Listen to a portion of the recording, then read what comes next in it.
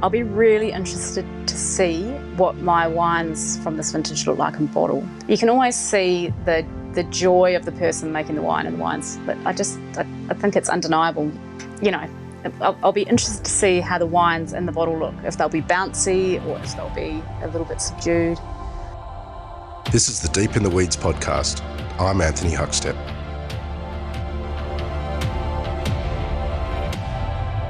Sales of alcohol at our local bottle shop may have increased, but not all alcohol produced in Australia is sold through retail.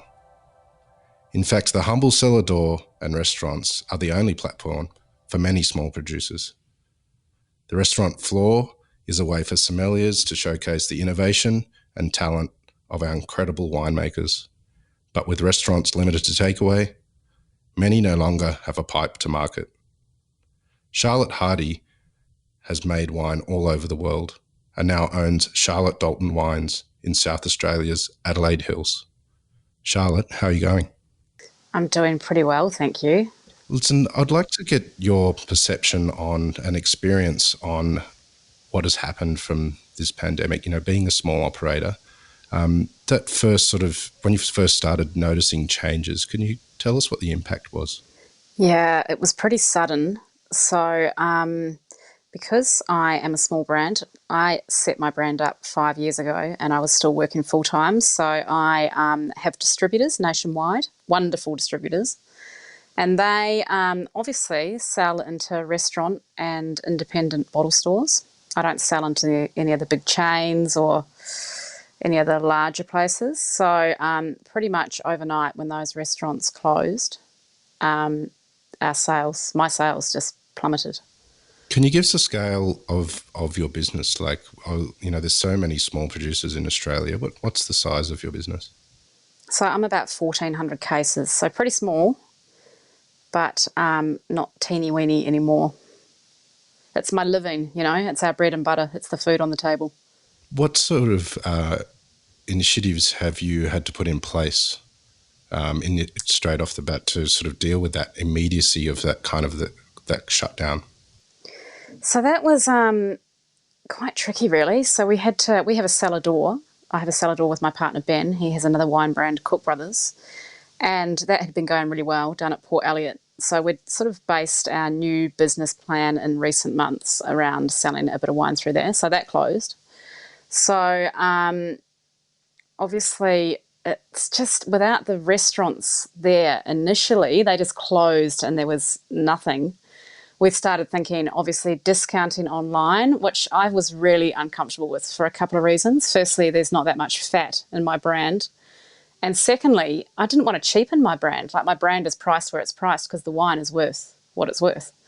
So I did that a couple of times, a few sort of Instagram posts, 25% off, 20% off, but it felt awful.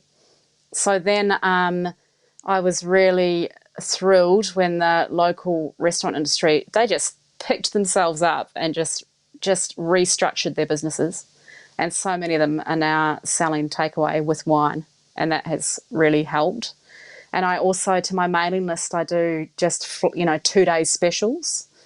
And that's been really good because my loyal supporters are supporting me still, and that's helping a lot.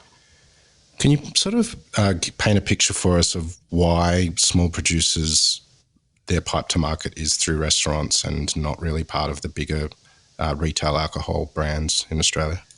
Well, we're small, so quite often the big companies need big volume to shift. And on a personal note for me, I like my wine to be accessible to everyone, the people that are going out for dinner, the people that are shopping at their small independent retail. I like to be accessible in the local market, so supporting local restaurants, local bottle stores, not huge overseas owned or big corporation owned businesses. So distribution is the distribution company that I use, the companies that I use, they are small and they do target those little places and they get the wine in front of the people where I want it to be and where the story is still told about the brand. So you're going into a bigger bottle store and grabbing a bottle off the shelf. You don't know, you don't know what you're drinking. You don't know the story behind it. It's not, you just don't find out. You take it home, you drink it. you don't get the full experience. But the places where my wines are sold, they, the story's there. If it's a small independent retailer, they know I've been in there, I've spoken to them. Or a restaurant, I've been in there, I've spoken to them. They know how it's made. They know the care that's put into it. They know my story. They know the background of the wine. They know why I make it. And it's just nice to have the wine available to those people. It's important. When we were talking to sommelier Chris Morrison, he said there's no better place on the planet to sell wine than the restaurant floor, and that doesn't exist at the moment. How important is that, do you think, to Australian wineries, and how do you see the future of that on-premise wine market? Gosh, I see hopefully the future. Well, firstly, I think that our people that own those establishments are amazing because they're really good at thinking outside the box. They don't give up. They just go in. They're just doing it.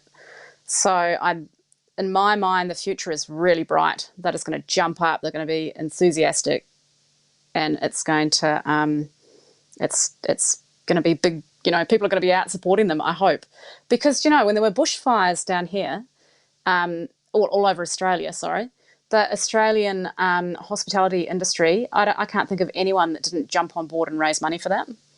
And so I hope that, and not just for winemakers, but for everyone that lost something. So I hope that the population of Australia get behind them and give them back something. There's that. And also there's collaborations. All these collaborations that have come out through this are enormous. All the egos dropped out of it. People are just getting together and with the common goal of people doing well and getting back up on their feet. So I think that hopefully, I do think that will continue, that the collaborations between different venues, between different producers, between different winemakers, it's huge. It's awesome. It's amazing. Can you give us some examples of how some of the initiatives that restaurateurs and chefs have benefited you and your product with some of the ways that they've adapted and allowed sales of your wine? Yeah. So down here there's a great company called Chefs on Wheels. It's got some pretty rock star chefs involved. It's got Paul Baker, Emma McCaskill, just really great people. And they're out delivering. They're making amazing food and delivering wine as well. So they've put me on their list. They only have a few people. And they're doing really great food. So they're doing affordable food. So for the people that couldn't necessarily afford to go out every week and eat, they're also filling that void as well. So they're doing family-sized, delicious, affordable food. So it's such a good initiative. And then places like Africola that are open for takeaway. So they've got takeaway wine as well.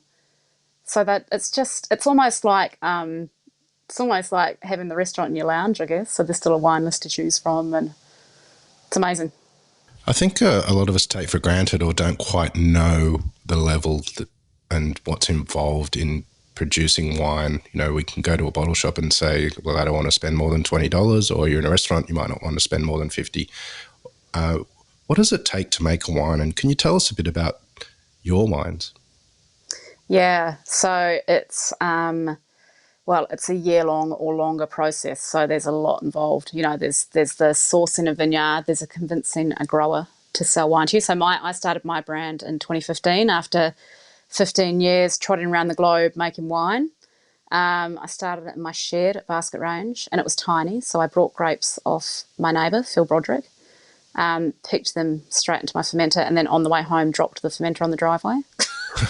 And all the grapes spilt all over the driveway. So there's a bit of terroir in that first vintage from the driveway. So tiny. And I was consulting to bigger companies, and the more that it was such a juxtaposition, I guess, my tiny little brand that was based on pretty minimal anything, and then consulting to these big companies. So I became more and more detached from my consulting, and now I'm full-time Charlotte Dalton. So to start the brand, I had to convince all these growers that I'd worked with all of the fruit that I still work with now. I'd worked with in previous jobs or consulting. I had to convince them to sell me some, and that's tricky because growers, they can sell a whole vineyard to one big company and it's done, and get paid good money, and it comes off in one hit and they're done. So getting them to sell you 2 tons sometimes with some growers is a bit of it's a bit of you've got to beg and plead sometimes. But I knew that I knew the fruit that I wanted, and I really wanted it, and I wasn't going to start my brand without it. And I started with Semillon and Shiraz because I love those two varieties. And so you start walking the vineyards, and then you get the fruit, and the whole time you are on the edge of your seat. You know, have you picked it at the right time? Should you be putting it in oak? Should you not? You know, how hard do I press it? Do I really need to get every single milliliter out of here, or is that going to compromise my brand? So you're always thinking about the cost versus the quality. And it just goes on all year like that. You're always, which is great. I love that. I love that sort of tension that's well, it's not tension, but that questioning that's involved, because it forces you to experiment and year after year do something different and have little side batches going on. And then you finally bottle, and you can bottle after 6 months or 9 months or 12 months or 18 months. Or 24 months. So you have a lot invested sitting there in your winery, and then you put it in a bottle, and the emotional investment is insane. Like, you're so proud and worried, and are people going to like it? Are people going to hate it? I love it. Is everyone else going to see what I see in it? You know, is everyone going to see my soul through this thing? And then you release it to the market. And then the worst thing is when someone says, oh, yeah, why is that whatever price when you know, when they want a $15 bottle of wine, they shouldn't be hunting down these small brands perhaps. So it's there's so much involved in it, and it's, you know, grapes cost money, so you don't want to be screwing that up. We've got to look after our growers, so we've got to make sure that we pay our growers what the grapes are worth, and give them the credit they deserve, because without great fruit you can't make great wine. And barrels are expensive, tanks are expensive, winemaking's expensive, time's expensive. It's yeah, and it's at a small scale. All that stuff is amplified. You know, you're speaking of like having questions all the time, and you know, the uncertainty of getting the balances right and all of these things that can impact on making a wine. I wonder, when you get to the final result and it's in the bottle and then you pour it into a glass, does it taste like you expected it to? Is there unexpected experiences? Does the wine, you know, act as the way that you expected? Like, I'd like to get your perception on that. Never acts as I think. Is it in the glass what I think when I'm in the vineyard. It's always taken some diverse road somewhere. I guess now I've just done my 6th vintage for my brand, and I've worked with the same growers the whole way through. So I guess now I can walk the vineyard, and I can kind of maybe have thoughts about how it might end up in the bottle. And in my mind, I can have this style that I'd like to end up with, but that's not what dictates it. It's the process. So the grapes, you know, they come in, they're delicious. I'm in love with them right from the start. But then it changes as you make them. You sort of look at it and go, oh, perhaps I will do this, or I won't do that. You know, so it's a living sort of a thing, and every time you look at it, a new decision's made. So that initial style that I think I'm making is never what ends up in the bottle. But it's always something that I love. You said you started with Semillon and Shiraz. What's some of the other varieties that you're showcasing, and how would you describe your wine? So I am also making Pinot Noir, and this year Fiano from Langhorne Creek. That was a scholarship sort of thing that I won. Langhorne Creek put the call out for winemakers to apply for 2 ton of wine so they could showcase what the region could do. Wow. And they had such a cool list of varieties, so I jumped on board and chose Fiano. So I'm really excited about that. I'm excited to try that. Yeah, it's so cool. And we're also playing now a little bit with some different regions. So I am really Adelaide Hills based, and I always will be. But now I've got that Langhorne Creek, and my partner and I secured some fruit down at Port Elliot on a tiny little south-facing vineyard, which I've never ever worked with a south-facing vineyard, and it's Pinot Noir, so that's in the winery at the moment, and it's pretty cool. So I would describe my wines as moving goalposts, I guess. Every year they're a bit different. They've always got the common thread at the vineyards, like the Shiraz. It just has this common thread through it that is, I just can't, I would never want to lose it, but it just, no matter what the vintage is like, no matter if it's been wet, hot, you know, it's always there, just this sort of black jelly bean thing in there.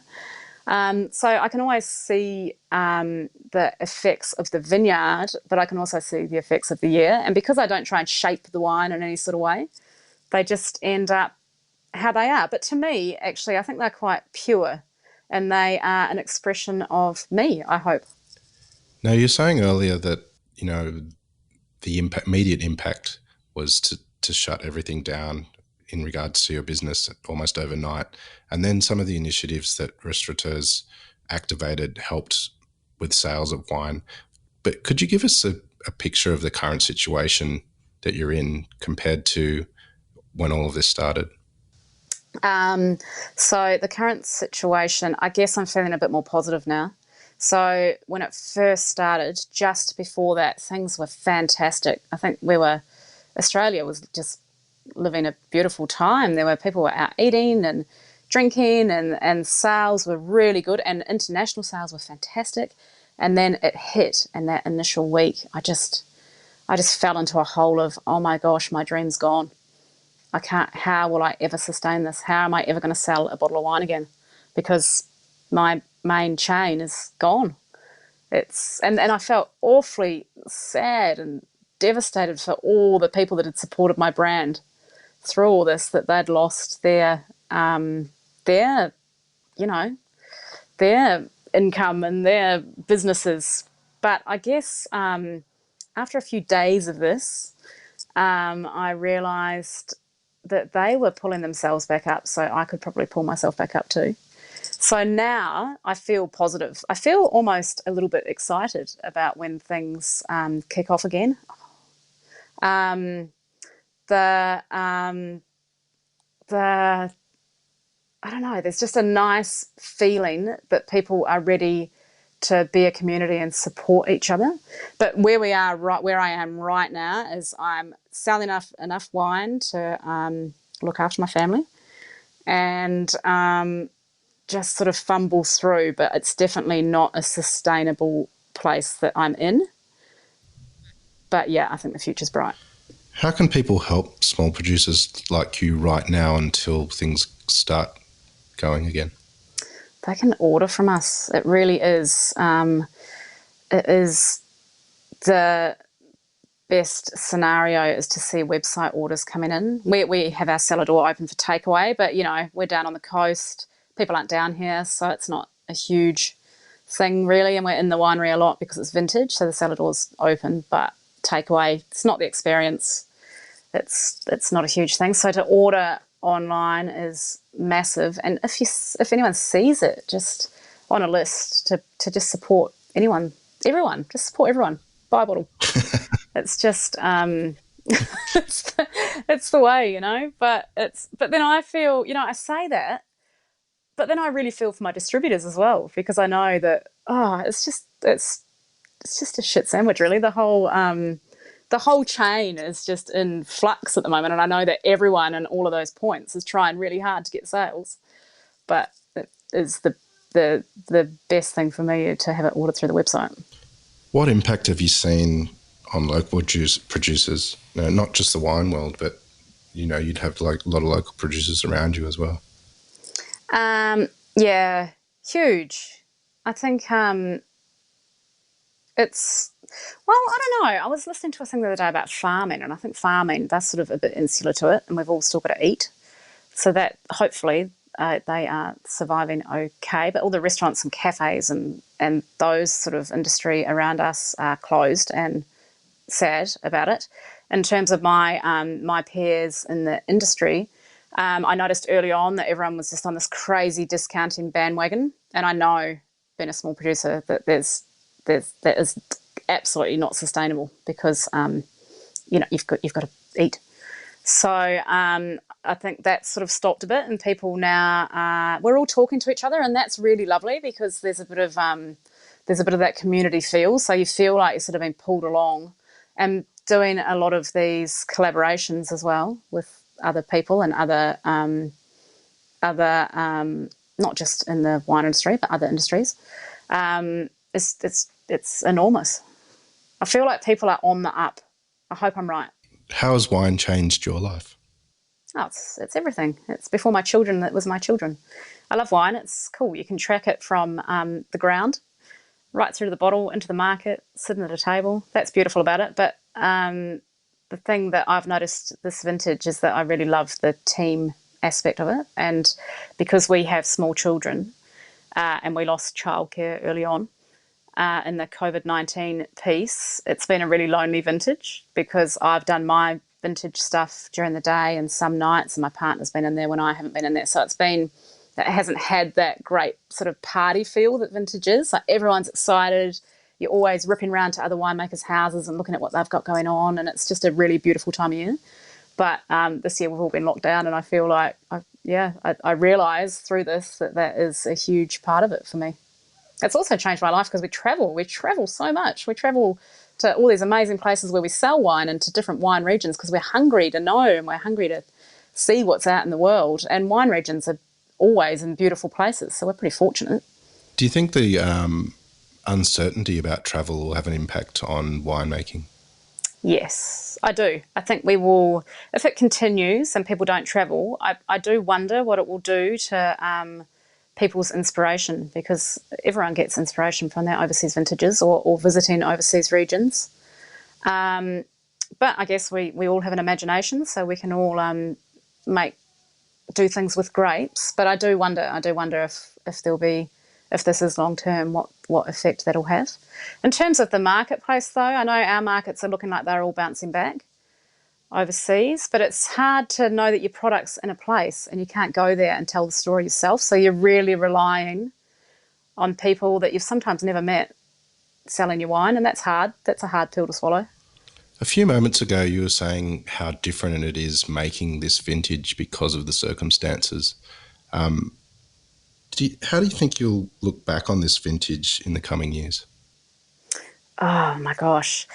Yeah, I've thought about that a lot. I'll be really interested to see what my wines from this vintage look like in bottle, because to me you can always see the personality. You can always see the joy of the person making the wine and the wines. But I think it's undeniable. You can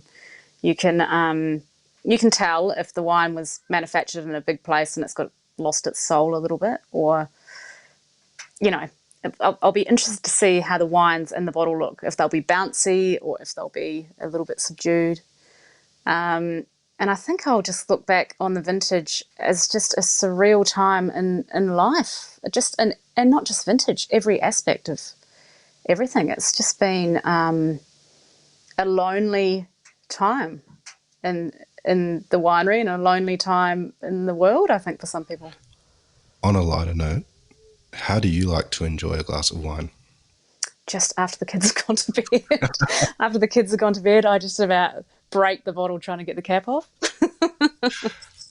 No, I enjoy wine. And oh my gosh, there's room for wine in most things. We've been known to have breakfast wine, and people have champagne breakfasts, which we used to quite enjoy quite a bit. But any occasion, I think with a nice meal, and undeniably that's just beautiful when a food and a wine matches beautifully. That's just such a lovely, lovely experience. And I don't think many people really get to experience that.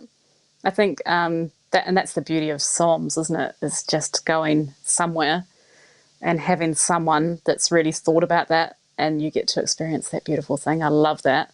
But I also like a beautiful crisp wine on a hot day on the back lawn with kids. Not that they're drinking it, but or you're always whenever you like a girlfriend comes over and you say, "Should we have a wine?" It's like a celebration when you have a wine. You always look forward to taking that top off and drinking it with someone, and either having a chat or having a heart to heart or having a laugh. Or I think it's definitely a huge part of my life.